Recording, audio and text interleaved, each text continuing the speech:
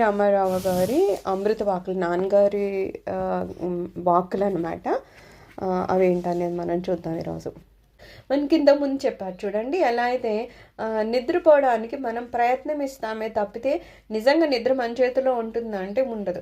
ఎందుకంటే చూడండి, ఒక్కొక్కసారి మనకి ఏదైనా పని ఎక్కువ ఉన్నా, లేకపోతే ఏదో యాంగ్జైటీ, లేకపోతే రేపు పొద్దున్న రిజల్ట్ ఏమవుతుందో, ఇలాంటివి ఏమన్నా ఉన్నప్పుడు ఏమవుతుంది, ఎంత ప్రయత్నించినా సరే మనం నిద్రపోం.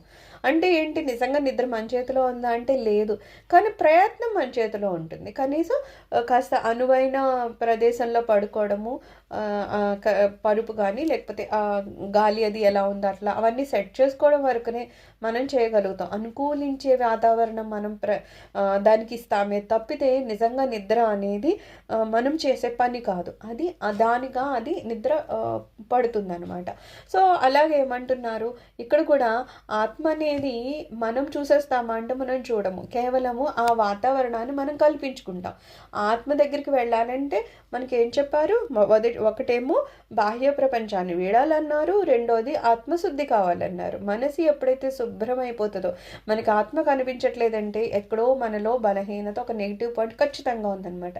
ఒక్క నెగిటివ్ పాయింట్ కూడా నీకు లేదు అంటే ఖచ్చితంగా అక్కడ ఆత్మదర్శనం అయిపోతుంది.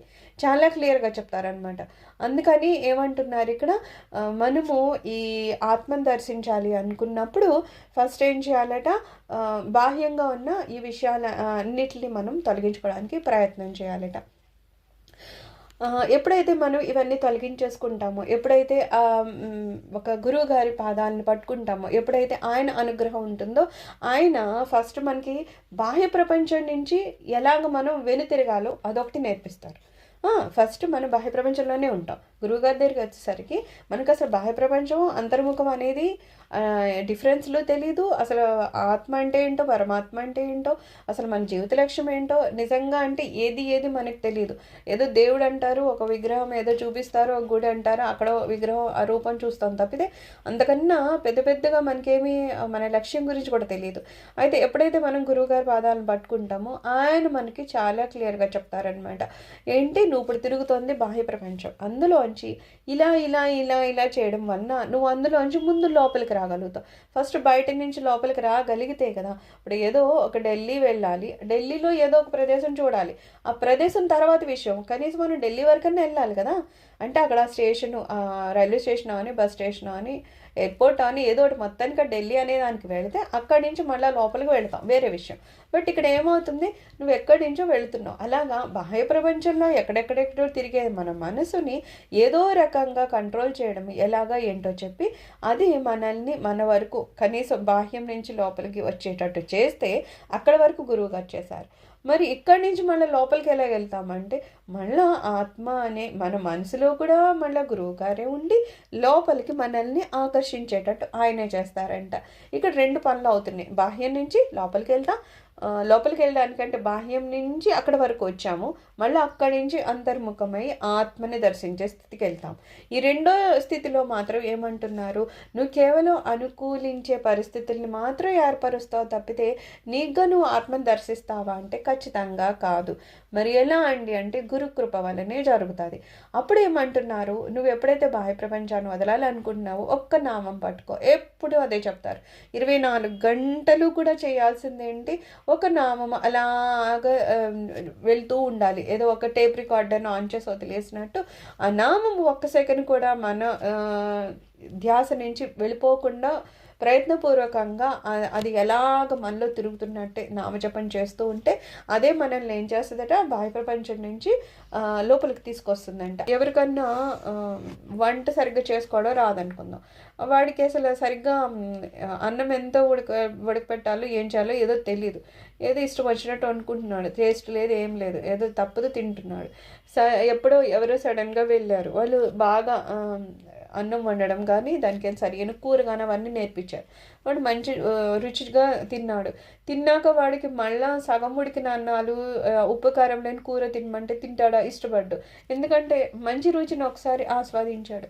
అలాగా ఎప్పుడైతే ధ్యానంలో అంతర్ముఖమయ్యి ఆ ఆత్మ యొక్క స్వరూపము, మన సహజ స్థితి, ఆనంద స్థితిని ఎప్పుడైతే మనిషి తెలుసుకుంటాడో, తెలుసుకున్నాక మళ్ళీ వాడు బాహ్య ప్రపంచంలోకి వెళ్తాడంటే ఖచ్చితంగా వెళ్ళాడంట. ఎందుకంటే దానిలో ఉన్న మహదానంద స్థితి అలా ఉంటుంది. అప్పుడు ఎవరు ఏం బయట విషయాలు మాట్లాడినా అదేంటో చికాగ్గా అనిపిస్తుంది. ఎందుకురా బాబు వీళ్ళందరూ ఈ మాటలు మాట్లాడుతున్నారు అన్న ఫీలింగ్ వస్తుందంట. ఎందుకంటే మనకి అంతకన్నా ఆనందమైనది ఏదో మనలోనే ఉందనేది మనం రుచి చూసి ఉన్నాం కాబట్టి. అందుకని ఏమంటున్నారు, ఎప్పటి వరకు మనం ఆత్మని అనుభవంలోకి తెచ్చుకోమో అప్పటి వరకు బాహ్య ప్రపంచాలు ఆకర్షణీయంగా అనుభవించవచ్చు. కానీ ఏమవుతుందంట, ఎప్పుడైతే మనము అంతర్ముఖమయ్యి మనలో ఉన్న ఈ మహదానంద స్థితిని కనుక అనుభవంలోకి తెచ్చుకున్నామో ఆ తర్వాత ఇంక ఈ బయటవేవో చాలా గొప్పగా ఉన్నాయని అనిపిస్తుంది అంటే అస్సలు అనిపించదు కదా.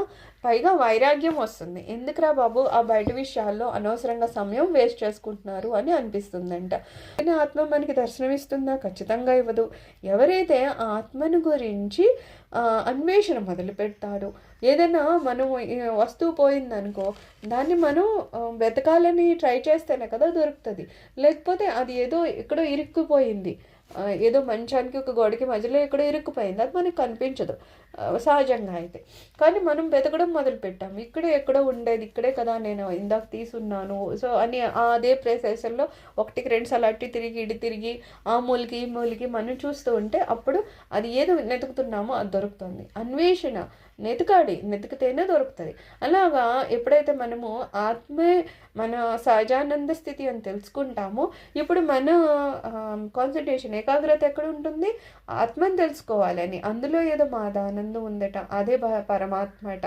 అది తెలుసుకోవాలనే ఒక అన్వేషణ మనకి మొదలవుతుంది. ఎప్పుడైతే మొదలవుతుందో ఏం ఏం ఏం చేస్తాము, దానివైపు ఎలా వెళ్ళాలి, దాన్ని ఎలా పొందాలి, దాన్ని ఎలాగా అనుభవంలోకి తెచ్చుకోవాలని ప్రయత్నం చేస్తాం కదా. అప్పుడే మనకి ఏం దొరికింది, ఒక నామం పట్టుకో అన్నారు. 24 గంటలు ఒక నామం చేయి చాలు. నువ్వు ఆ నామం చేయడం చేయడం చేయడం వలన మనము శారీరకంగా ఏదో చేసి ఆత్మను పొందలేము. అలాగే మనసుని కూడా నాగా నేను ఆత్మను చూసేయాలా అనుకుంటే అది చేయలేను.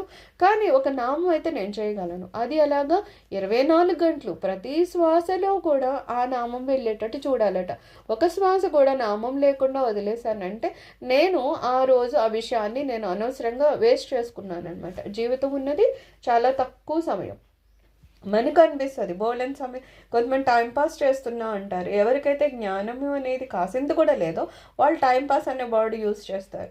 కానీ ఇది తెలిసాక మనం అసలు టైంపాస్ అనే వర్డ్ యూజ్ చేయలేము. ఎందుకంటే టైము అంత మనకి విలువైందనమాట. ఎంత ఎక్కువ నామజపం చేస్తామో అంత ఎక్కువ అది బాహ్య ప్రపంచంలో నుంచి మనల్ని వెనక్కి లాగడం అవని, మనల్ని ఇంకా అంతర్ముఖం చేయడం అవని, మనము ఆత్మని తెలుసుకోవడానికి మధ్యలో వచ్చే కొన్ని పొరలు వస్తున్నాయి, వాటిని తొలగించడం అవని అవన్నీ అది హెల్ప్ చేస్తూ ఉంటుంది కదా. అందుకని ఏం చేస్తారు, చాలా సింపుల్గా ఒక్క నామాన్ని తీసుకో, ఆ నామ జపం చేస్తూ ఉండు. అప్పుడు అది నీకు నీ ఆత్మని పొందడానికి సహకరిస్తుంది అని చెప్తారనమాట.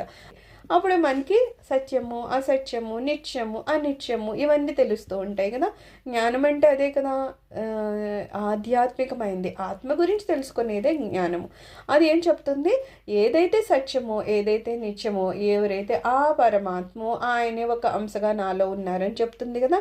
అప్పుడు ఏం అర్థమైంది, ఏ శరీరాన్ని అయితే పట్టుకుని నేను అనుకున్నానో, ఏ శరీరాన్ని ఎప్పుడు అలంకరించుకోవడం, ఏ శరీరానికి జనాలు గౌరవిస్తారో, ఏ రకంగా గౌరవిస్తారు ఈ శరీరానికి అని ఇవన్నీ చూసుకోవడం, శరీరానికి సంబంధించిన ఆస్తులు పెంచుకోవాలనుకోవడం ఇవన్నీ ఉన్నాయి. అవన్నీ తర్వాత తొలగిపోతాయి. ఎందుకంటే ఏ శరీరాన్ని పట్టుకుని నేను కూర్చున్నానో ఇది కాదు నేను, ఇది ఈ రోజు కాకపోతే రేపు కాకపోతే ఎల్లుండైనా అది వెళ్ళిపోయేది. ఆ శరీరం ఎప్పటికన్నా అశాశ్వతమైంది, అదేమి నిలబడదు.